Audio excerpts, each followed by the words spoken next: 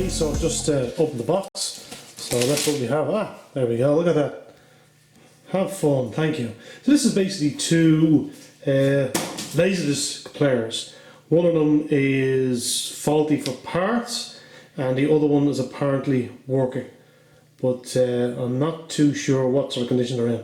I know one of them has a broken fascia logo, but after that I'm not too sure. But here's to see if they've survived the journey, and here we go. Okay, so unfortunately I lifted it up there and something rattled, so I don't think the lasers have been taped down. It means that we've got a broken laser, which is always fantastic news, because it's the very thing we can't fix. One of the biggest problems with the lasers breaking off, as I mentioned before, is the lack of M holders available, but not even mentioning that or worrying about that. A lot of the lasers actually break off, and when they break off they shear off the motor and they're impossible to attach back. I have attached one back by pure luck. It's in one of the videos there, you'll see, but even that is not perfect, and I certainly wouldn't go using it on a dual-sided machine. I'd stick to using it on just a single-sided machine like one of these, because I wouldn't really want to risk I wouldn't really want to risk that laser turning over from one side to the other. He's probably mentioned the fact that he's taped down the laser on this one. It's a shame he didn't tape down the laser on the other one, but there you go. That really is unfortunate. But maybe it was broken already, I don't know. But that is really unfortunate, at least. The fact that I'd asked him to tape down one of them, and he did. You can see it there. He's, well, nobody can actually see that, here. Basically, I'd asked him to tape down the laser on, and that I'd open up the machine and untape it, obviously. So there we are. See, it's revealed. It's the CLD-S310 So that basically means it's the French version. So there's an S there, which means it's the Spanish version, and then some versions haven't got that at all. It's generally the UK version. And there's also a remote control included, which was always nice to get, because a lot of times you get these with no remote controls. And power supply cables are both there, which is good. So that's that. So we'll take this one out and open this one first, have a look inside, see what it's like. We'll turn this one on and then see if it's working or not working. Okay, interestingly enough, he actually said this one has a broken lens, so maybe that was what the problem was with it all along. That's not really too bothersome because we have a power supply in this one. Like I said, the description just said one for parts and one was working, so I don't know which is which, but this is the one actually with the fascia that's actually okay in it, so that's interesting. But what I've noticed on these is the covers aren't, actually this cover was taken off, it's actually flipped off there, look. I'm noticing that the covers aren't in too bad a shape, so that's good to have, because I've got an awful lot of these machines with covers that are pretty much messed up, so that's good. So maybe we'll open this one first to see how bad it is in here. We'll just let that fall onto the kitchen floor there. Yes, I am in the kitchen, like the pillows, lovely aren't they? Yes. So what I'll do is I will grab a screwdriver and we'll have a look. We'll have a quick look at this one. There's a nice big dent up here. Now, like I said, I don't know whether it happened in transit or whatever, but not much we can do about that. They were sold as broken players. One of the biggest surprises was the delivery charge. But in fairness, we came to an agreement on the delivery charge. But I was happy enough to buy the two machines, to be honest, at the price, because most of the players on this side of the water, over here in Europe, especially for anybody living in Ireland, are damned expensive. So it's best to have a little bit of knowledge of how to repair these and at least get one or two working, so you have some sort of redundancies. Now, one of the things that somebody mentioned was about taking the laser assemblies out and then going and adjusting the pots. I'm going to actually just show you that on this drive, because that might be of interest too. We're going to get this drive out of here. See that? See the way that came out? That's after hopping off. That's happened before. It's basically, what's happened is it's dropped in some shape or form, and the little bar here, you basically have to pull this drive out with a bit of energy. So we'll do that now just to show you, but there's no easy way of getting that out. If that middle drive drawers coming out for the CD, as you see there. There's only one way this is coming out of here, and that's with blunt force. I have no other way I found to get that out of there. And certainly no service manual mentions it. So I'm just going to put that back up. I'll turn around and I'll see if we can brute force it out of here.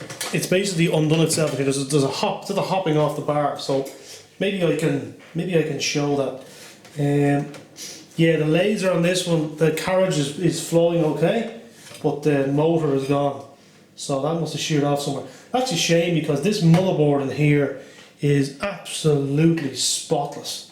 Like, it is pristine in here. It's brand new in here. This drive is actually brand new on the inside, and that fascia is absolutely gorgeous as well. Like, those buttons haven't got a wear on them. Like, that fascia is spectacular, I have to say. Right, let's try to get this drive drawer out of here first. See what I mean? So the motor is sheared off, and basically putting that back on is nearly impossible. Is it even spinning anymore? It is. It hasn't been glued before, no. It's obviously being sold in transit, returned in some shape or form, and has sheared off. Okay, let's not worry about that too much. Right, okay, let's get this out of here. So what stops it from happening is, I don't even know how I'm going to get you in there, is there's a piece of plastic up here. Very hard to see it, but I basically have to shove it out of the way to make it hop. And there we are, we've hopped it. So now she's actually hopped off the rails altogether. But yeah, you literally have to blunt force trauma it out. There's not really an easy way to. Basically, this piece here is in the wrong position, and it's basically set to eject the CD-ROM drive. So to get it out the rest of the way, all I basically did was I see this is in the wrong position, this bar. I'm going to show you that on the top in a second. But basically I just lifted it up. Basically I lifted this whole piece up, past it, so basically we're going out, so I'm pulling it whilst lifting this piece up here. So you're lifting the frame up over this to let it eject. But this is what the problem is, this is in the wrong position. I'm going to show you that now on top, okay? Hold on. Okay, judging by the damage to the drive, what's happened is, I'm getting my foot stuck to the floor here as we see it, what's happened is it's been dropped in some shape or form, and this piece here has been hopped out of position. So we're going to run that out of the way, see where we are. Yeah, that should be, this piece here should be over the other side, so we don't need to hop that. All we're going to do is, see if I can, make sure you can see what I'm doing here. I'm going to basically undo those two screws, so undo that fella. Should be able to release this baby back to where it should be. Well, I had to undo the other one as well. Actually, this is the first drive I've actually received from France that hasn't got an indication that half the power supply is being changed. Apparently when you change part of the power supply, you're supposed to, that position should be in there now. See? Basically when you change parts of the power supply, this lot down here, you mark them and indicate what you've changed with coloured markers and the points you've done, you know, okay?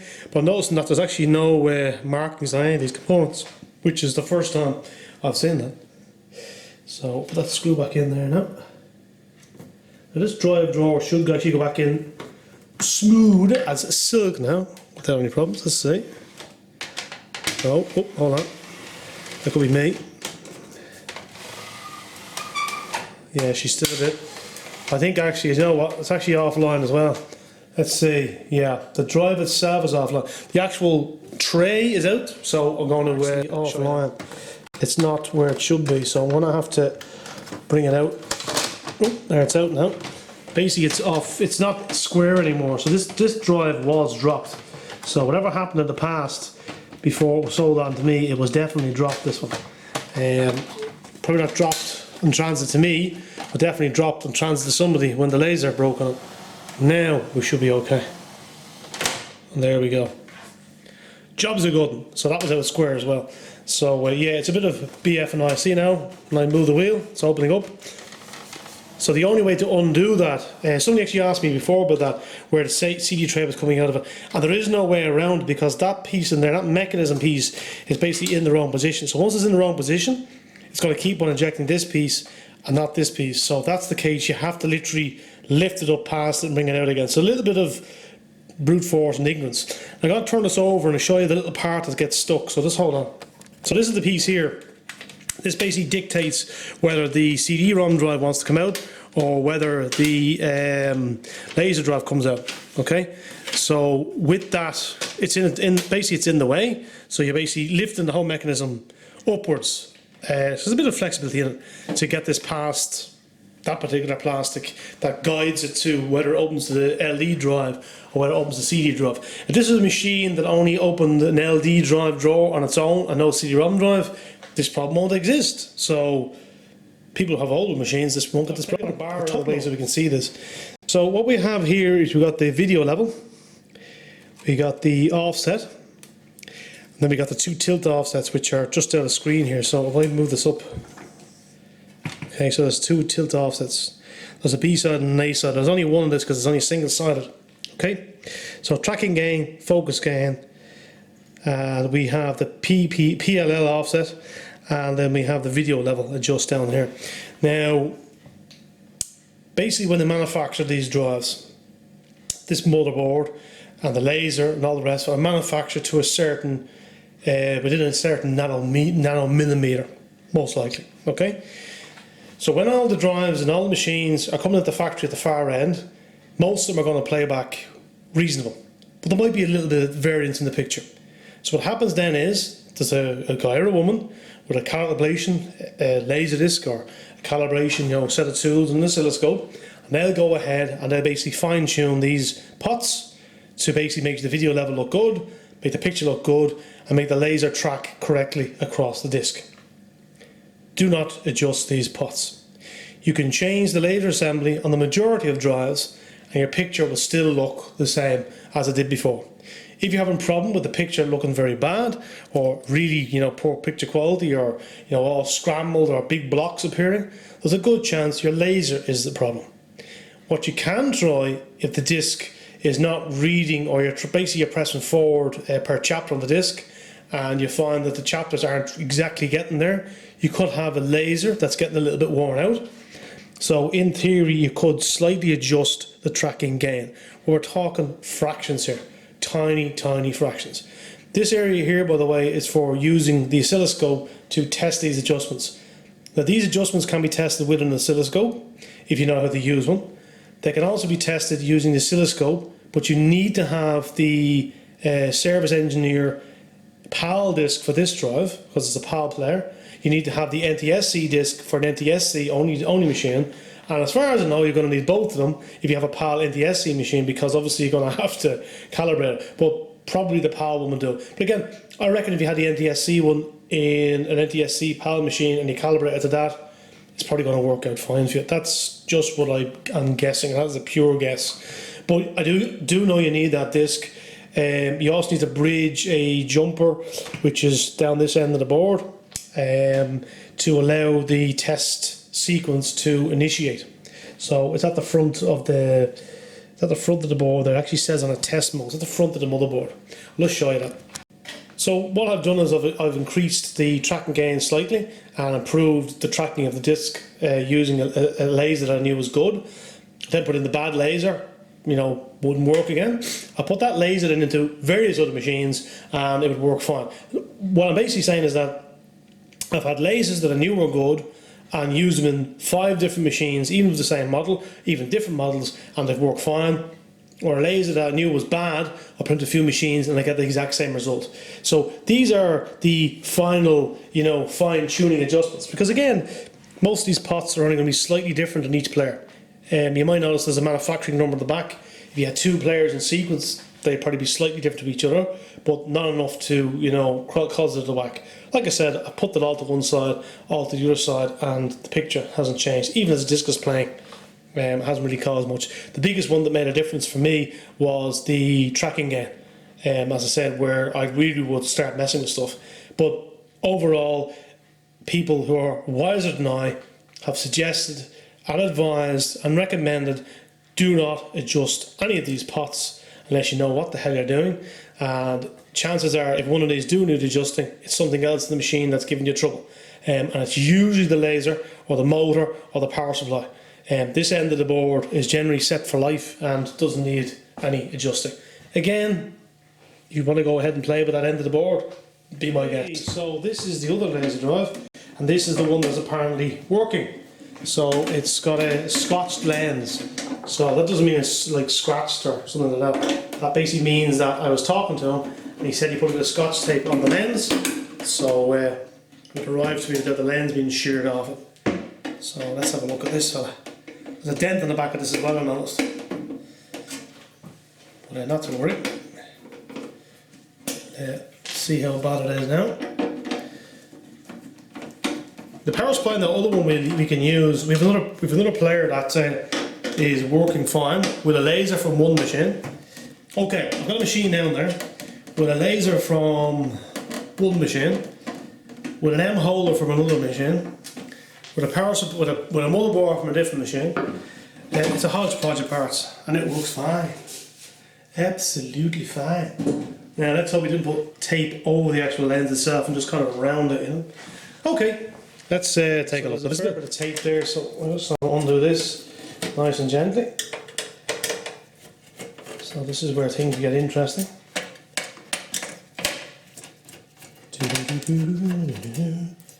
Yeah, the board that isn't as clean. The board on the other one is absolutely sparkling. Oh, yeah, this one's actually very dirty inside. It's amazing. So we should be able to take the lens out of this one directly and without any problems, and literally put it into the other one. I'm just trying to see what the best way is to taking this off here, to be honest with you. It'd be nice to not damage anything. Let's try this. Oh, sorry about that. So we'll try and get this out of here. Okay. And the tape is definitely around it and on it and everything else.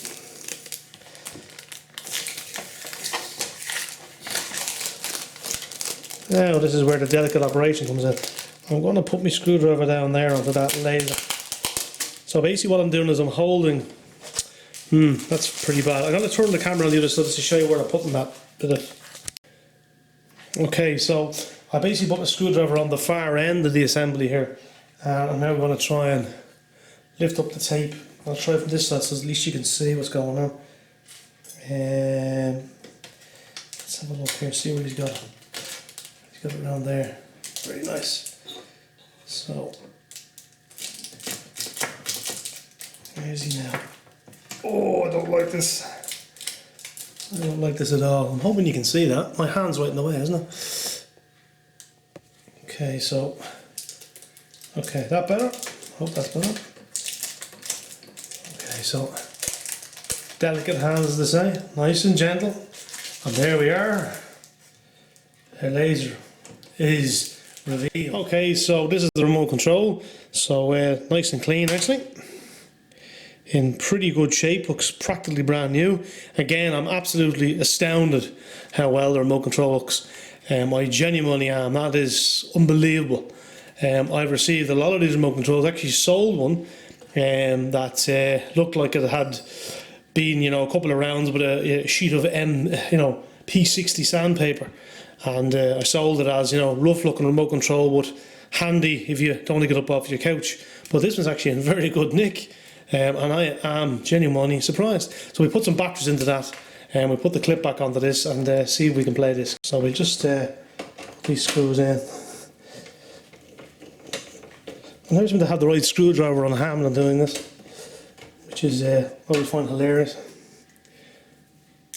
So, well, actually, here's a bit of a problem considering this is the kitchen. So, yeah, might be a bit of a problem. Say nothing, Okay, so yeah, there's probably somebody said to me, what about what do you want to do with the cooking? Yeah, the kitchen isn't covered in laser drills. It's not only a temporary situation. I wanted to open up the two drives and show them to you. But I usually bring them down to the workshop, as you know. So I'm going to show you. Well, I'm not going to show you the disc playing, but I keep hitting off that. We will show the disc I'm going to put in. I'm using this one because it's been damaged already. Well, this is Big Trouble in Little China, so we're going to turn it on now. So that's powered up, and power it up. See if she sees it. Let's see what it says here. Okay, that does tell me that the lens can see it, but I've got lenses that wouldn't read a disc to save their life, but we'll still put up this little message. But let's hit the play button, see what we get. So this is looking good. Look, you can see the plug on the reflection. So let's have a look down here. See if it manages to get a track, which is not looking good.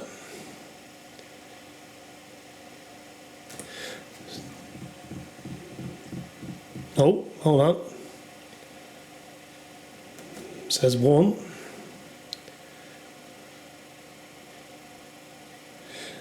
Do.